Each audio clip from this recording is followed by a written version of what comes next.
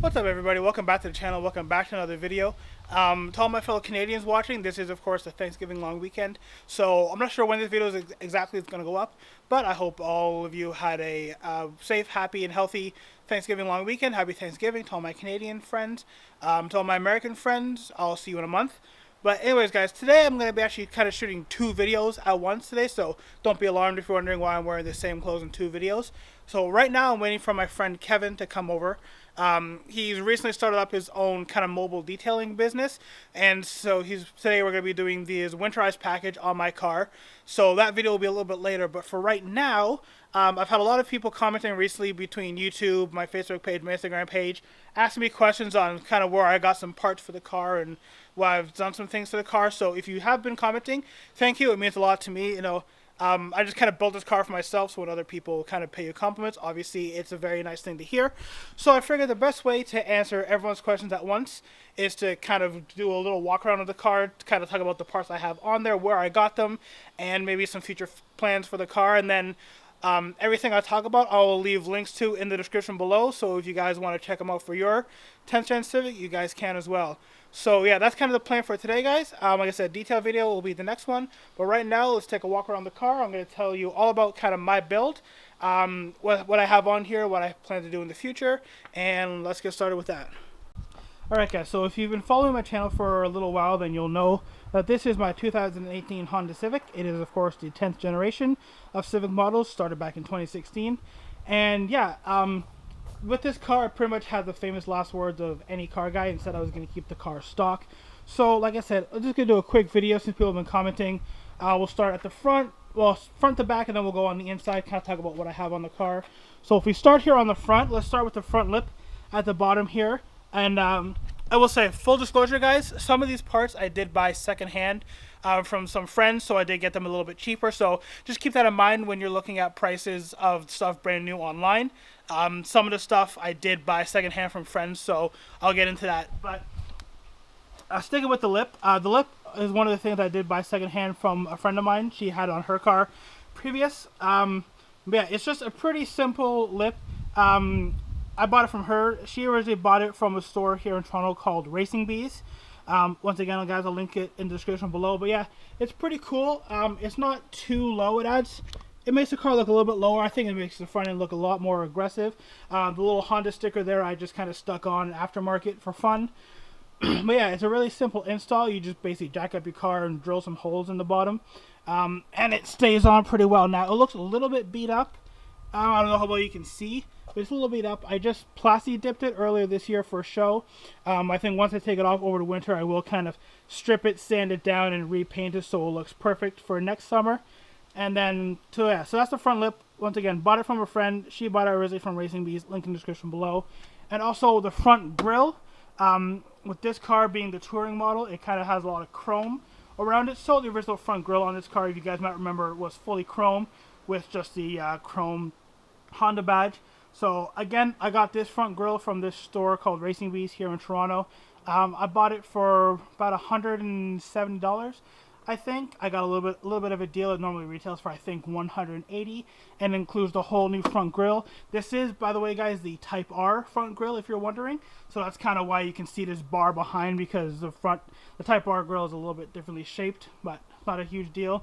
So when you buy the grille, you get this whole front piece here and the eyelids as well to swap out. So it's pretty simple build install, guys. You just have to take off your whole front bumper, basically unscrew and unclip the old grille, and this one clips right in.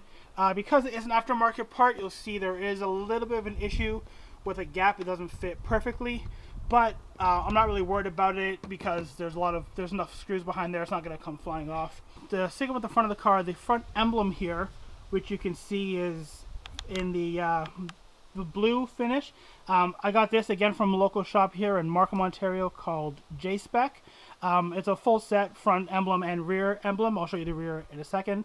But yeah, I paid $90 for these, I think. But also keep in mind with this, this shop is one of our my club sponsors, so we do get a little bit of a deal. But I think normally they're around $100 retail. Once again, link in the description below, and you guys can go check it out.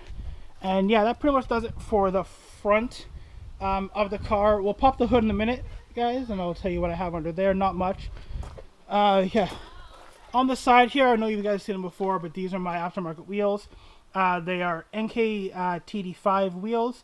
I wanted to go to 18s, which I still might do next year, but currently this is a 17-inch wheel, as it was just easier to swap out wheels with the stock tires. But I think next year I might keep the same wheel style and go up to an 18. But yeah, NK TD5 wheels. I got these through my friends at a Honda dealership here in town.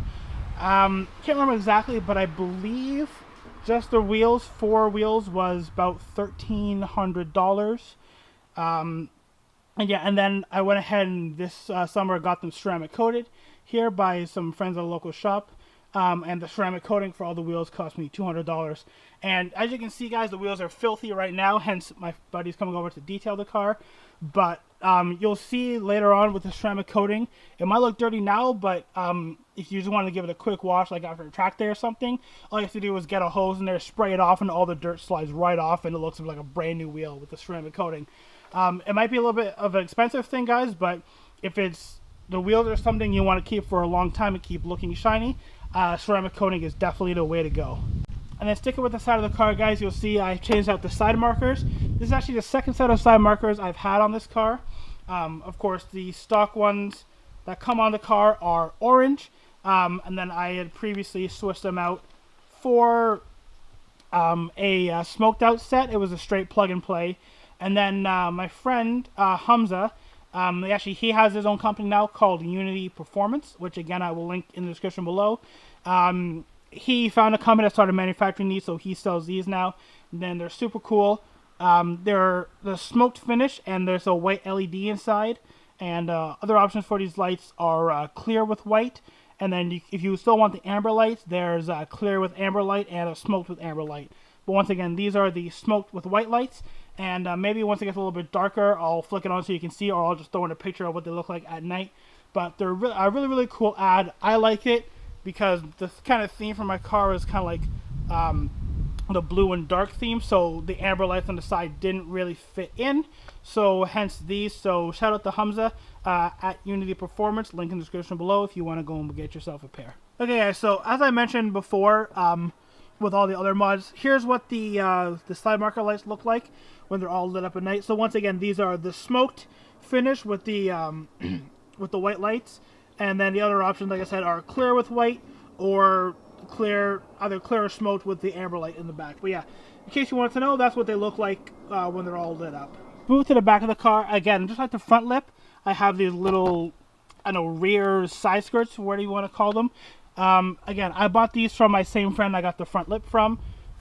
Once again, you can also find these online if you just do a quick search. And I know my friend had originally bought these from that same store, Racing Bees, here in Toronto. So once again, go check them out. Links in the description below. But yeah, again, they're just an easy drill-on thing. And they give the back of the car a bit more of an aggressive look. As for aerodynamics, I don't know if you're going to be noticing any kind of aerodynamic event with those on, but they certainly do look cool. And then, as I mentioned before, guys, here is that other blue emblem. Like I said, it's the set I got from J-Spec, front emblem, rear emblem, straight OEM fit. It's just 3M tape on the back, so you go ahead and pry off your old emblem, clean it up a little bit, take the backing off, stick it right on, and I would recommend you guys wait about 24 hours before you hit it with any water or anything, just to make sure that the seal holds. It's been on here for a few months now. I've had 0 issues, and it looks awesome. Now, the exhaust on this car, guys, it's a fully custom system. Once again, I bought it from someone in the club, in my car club, who was, he had custom built it for his car. He was still selling his car, so he sold the exhaust to me. So I paid $500, and honestly, I think if you guys were to go and get a custom exhaust, I know a lot of my friends I've talked to who have gotten custom work done, it's cost them are in the $500 to $600 range as well. So if this is a route that you guys wanted to go for something custom, you can go with this. It is a catback exhaust. It's pretty much straight piped. I don't know how well you can see, but yeah, there's no mufflers on the back there, so it kind of comes out of the downpipe and then it's 2 pipes straight backwards. It has the titanium tips, and this rear diffuser piece came with the exhaust. But again, you can find this at that shop, Racing Bees, or if you do a quick search online, you can find similar ones to this. They come in a few different styles. This one is just straight black, but they also have a carbon fiber version as well, which, if I can find a good deal on one, I think I might buy for moving on to next season.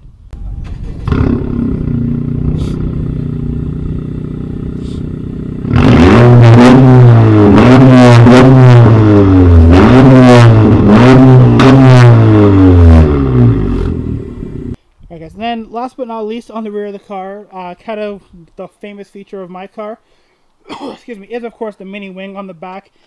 This thing serves literally no purpose other than it cost me $10 on Amazon. I absolutely love it, and it makes people laugh, and it's usually a talking piece. And everyone seems to love the mini wing, so we'll see. This is the third one I've had on the cars. I keep breaking them off, kind of pushing snow off in winter. So we'll see. If this one makes it through the winter, it'll stay on. If it gets sheared off in winter, I'm actually thinking of doing some kind of different wing setup. So don't know how long the mini wing is staying, but yeah, that's, like I said, serves no purpose other than it makes me smile, it makes me laugh, and it cost me $10, so why the heck not? Okay, and just before we move inside the car, guys, we see on the side here, so once again, this is the touring model, so it comes with a lot of chrome on it, like I said, on the front grille, and the door handles are actually chrome. These are just some, I think, $20 fake carbon fiber handles that I found, once again, on Amazon.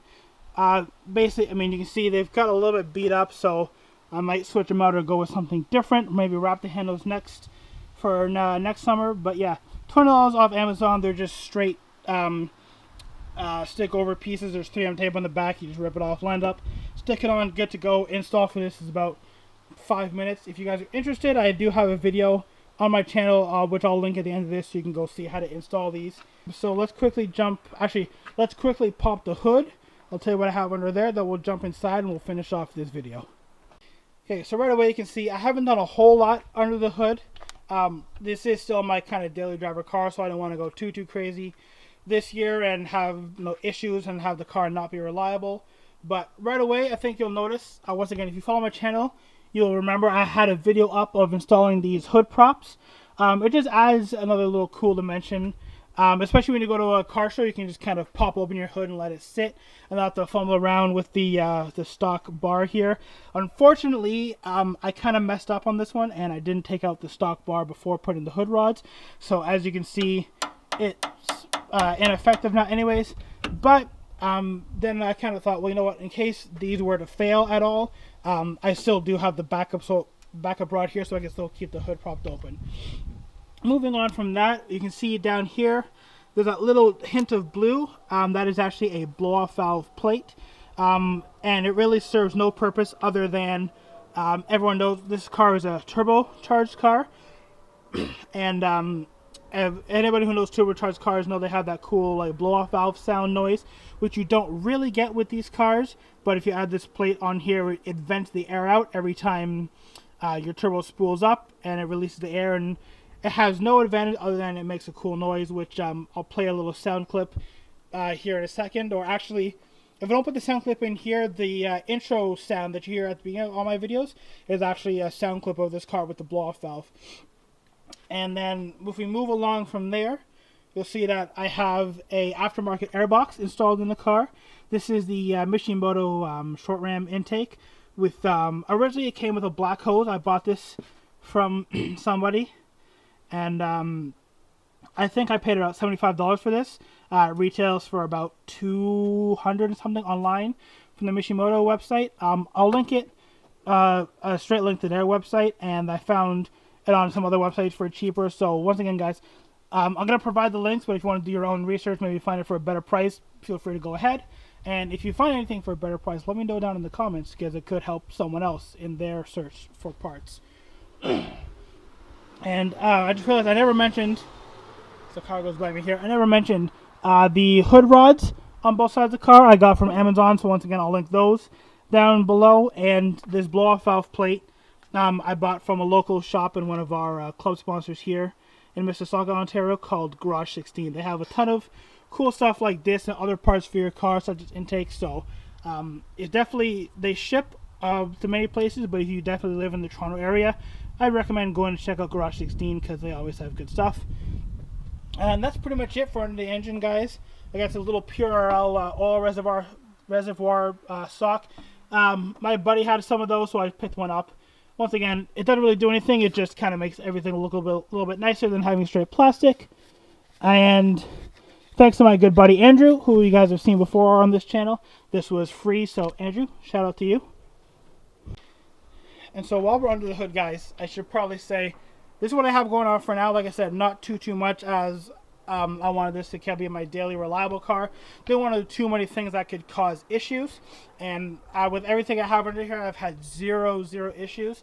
It had a bit of a check engine light when I first put the intake on, but once it learned what was going on, it went away within about 5 minutes of driving, so no issues there. As for things to come with under the engine, I do want to get into doing some more power upgrades. So I think at some point I will be changing the downpipe to a kind of a more high flow catted downpipe. We'll see. For other things, just to clean it up, I want to do some kind of cover over here to cover up the valves. Not that they don't look pretty, but as you can see, they're really dusty right now. And if I had something to cover it up, I could more easily wipe down the engine when I'm at a car show, and it makes it look a little bit prettier. And as for more power mods, I'm not sure. This airbox might get switched out for something else. Not sure yet, guys. Like I said, I'm not gonna do anything else with it this season. But yeah, there's some minor upgrades. Well, kind of minor major upgrades maybe coming for the car soon. But so definitely stick around for that. Whenever I do anything, you know, I'm gonna film it, put it up on the channel. And yeah, that's pretty much does it for the outside of the car, guys. Okay, so I think the first thing that people always notice when they get in the car is the steering wheel that I have here. Here we go. Now we can see it. So this is the hydrocarbon and leather flat bottom steering wheel. Again, I got this from my friend Hamza from his now company Unity Performance. Once again, link in the description below. And actually, this is probably going to be leaving soon, but for something else. As this is the hydrocarbon kind of fake carbon fiber and leather, and now he also has a real carbon fiber version. Doesn't really do anything except it looks a little bit nicer, and I'm all about the real carbon fiber look. So yeah, I think eventually this wheel will be swapped out for that one. Not sure when, but sometime soon. Once again, guys, I do have a full install video on the channel. If you guys want to know how to do this yourself, or if you're not comfortable, then please make sure you take it to a mechanic that can do the install properly. But yeah, like I said, I will link that video either in the description or at the end, so you can go and check out how to install your own wheel. And these insert pieces here don't come with the wheel. They're just a stick-on addition that I got from a company called Synth Carbon. You can find them through Instagram, so once again, I'll link them. And yeah, it's just a straight, again, 3M stick-on addition, which is actually good because it allows you can change out the wheel and you don't have to worry about pulling all of this off because it sits on the controls, which just easily pop off when you switch the wheel. And then kind of the other big thing I've done inside the car, I actually apologize, guys, I didn't make a video excuse me, of installing the new shift boot, but luckily for you guys, I do actually have to take everything apart and go back in and kind of redo something because I didn't actually re-staple it on. It's a long story. I'll make another video. But yeah, we changed out the shift boot. Originally this was black leather, and now we have this kind of nice blue suede shift boot in here, what I got from Dboy Shiftz.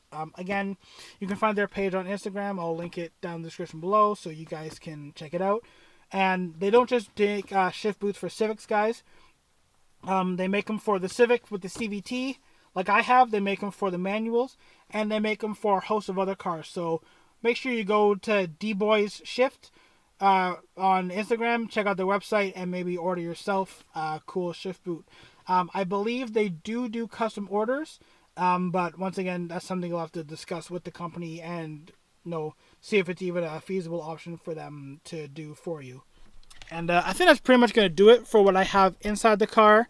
Now I'm just thinking here, I have the tux mats on the floor here, which again I got through my friend Hamza at Unity Performance, and actually picked up through my other friends at the Ceramic Pro Etobicoke location. So Rafi, if you guys are watching this, shout out to you for getting these in, and also Hamza, once again, shout out for you for the hookup on these things. They're really awesome. They're laser cut to fit, And once again, with the Tux mats, they make these for a bunch of cars, not just the Honda Civics. So if you're watching this and you have whatever car, go on their website, check it out. I'm sure they have something for you. Or if not, maybe hit them up and say, hey, you guys don't have this for this car. Maybe we can get something done together. And just quickly, guys, before I wrap up, I should mention that with the Tux mats, I have the full set in the front and a full set for the rear as well. So your entire car is protected. Oh, sorry, before we go, one more thing I forgot. You guys probably noticed when we saw the car that the car is a lot lower than before. So the car is currently sitting on H&R springs front and back, which provides about a 1.5-inch drop. You guys might remember before I had it on the D2s. That was just honestly a little bit too low, as I would just kind of like scrape going over little bumps in the road, which was not fun, and it wasn't really ideal for everyday driving. So we're on the H&R springs now with a lot better, much smoother ride. It gives you that little bit of extra ground clearance, which I like, so you're not scraping in every little thing. And yeah, so car sitting on H&R springs, those aren't going anywhere. I'm going to run them for the winter. Like I said, take off the front lip so you get a little bit more clearance so that doesn't pull off in the snow. We're going to throw the snow tires back on here, so that's not going to be an issue. And yeah, I'll let you know how that goes in a future video down the winter if there are any issues. Yeah, I can't believe I almost forgot one of the biggest mods in the car when explaining to you guys, the H&R springs. So anyways, yeah, like I said, this is now going to actually end the video. So once again, I hope you guys enjoyed it. I hope that answers your questions for everyone who was asking me questions about my build, where I got stuff. Like once again, links all in the description below. Just like that, guys, this video is over. If you enjoyed it, please give it a big thumbs up. Remember to subscribe to the channel. We've been growing slowly but surely on the YouTube channel and on the Instagram page. So if you are subscribed to one or both of those already, thank you very much. If this is your first time here, please consider hitting subscribe, going to follow me on Instagram, and all that good stuff. And I look forward to seeing you all in the next video, which will be very soon, because we're going to film it as soon as Kevin gets here, show you how to detail and winterize your car. Anyways, guys, that's it for this video. I'll see you all in the next one. Bye.